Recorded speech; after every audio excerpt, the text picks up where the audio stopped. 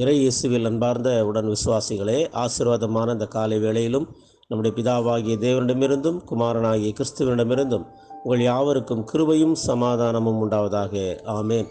இந்த நாளிலும் நமக்கு தரப்பட்டிருக்கிற கர்த்தருடைய வசனமானது லூக்கா 12வது அதிகாரம் 22வது வசனம். பின்னும் அவர் தம்முடைய சீஷரை நோக்கி, இப்படி இருக்கிறபடியினால் எண்ணத்தை உண்போம் என்று உங்கள் ஜீவனுக்காகவும் எண்ணத்தை உடுப்போம் என்று உங்கள் சரீரத்துக்காகவும் கவலைப்படாதிருங்கள் என்று உங்களுக்கு சொல்லுகிறேன் என்பதுவே.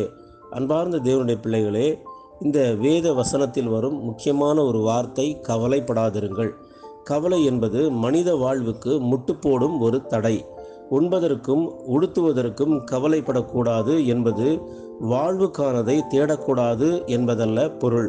மாறாக நிறை வாழ்வுக்கு தேவையானதை தேடும்போது மற்றெல்லாம் சேர்ந்து வரும் என்பது ஒரு தெளிவாகும். கவலை என்பது தவறான கணிப்பால் ஏற்படுகின்ற ஒரு மன நோயாகும்.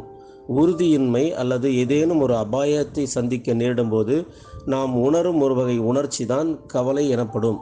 கவலை அல்லது துயரம் என்பது இழப்பு, உதவியற்ற நிலை, பயனற்ற நிலை போன்ற உணர்ச்சிகளை வெளிக்காட்டும் ஒரு மன உணர்வாகும். இந்த நிலையில் இருக்கும் மனிதர்கள் அமைதியாகவும் ஆற்றலற்ற நிலையிலும் ஏனையோரிடமிருந்து விலகியும் இருப்பார்கள். அத்துடன் உணர்ச்சி அதிகமானால் அழுகை மூலமும் இந்த மனநிலையை வெளிக்காட்டுவார்கள். அன்பார்ந்த தேவனுடைய பிள்ளைகளே, இன்றைக்கு நாம் நம்முடைய சரீரத்திற்காகவும் நம்முடைய தேவைகளுக்காகவும் கவலைப்படுவதை விட்டுவிட்டு கடவுளை சார்ந்து வாழ்கின்ற ஒரு வாழ்க்கையை வாழும் பொழுது அவர் எல்லாவற்றையும் பார்த்து கொள்வார். யெகோவா ஈரே, கர்த்தருடைய பர்வதத்தில் பார்த்து கொள்ளப்படும் என்ற அந்த விசுவாச வார்த்தைகள் இன்றைக்கு நமதாக்கி கொண்டு கடவுள் நம்மை வழிநடத்துவார் என்று கடவுள் நமக்கு கொடுத்த கடமைகளை சரிவர செய்யும் பொழுது நாம் கவலைப்படாமல் ஆண்டவரை சார்ந்து வாழும் பொழுது இந்த உலக வாழ்வில் ஆசீர்வாதத்தோடு சந்தோஷத்தோடு மன நிறைவோடு வாழ முடியும். எனவே அப்படிப்பட்ட ஒரு வாழ்க்கையை வாழ எல்லாம் வல்ல தூய ஆவியானவர் தாமே இந்த நாளிலும் நம் அனைவரையும் ஆசீர்வதித்து வழி நடத்தி காப்பாராக. ஆமேன்.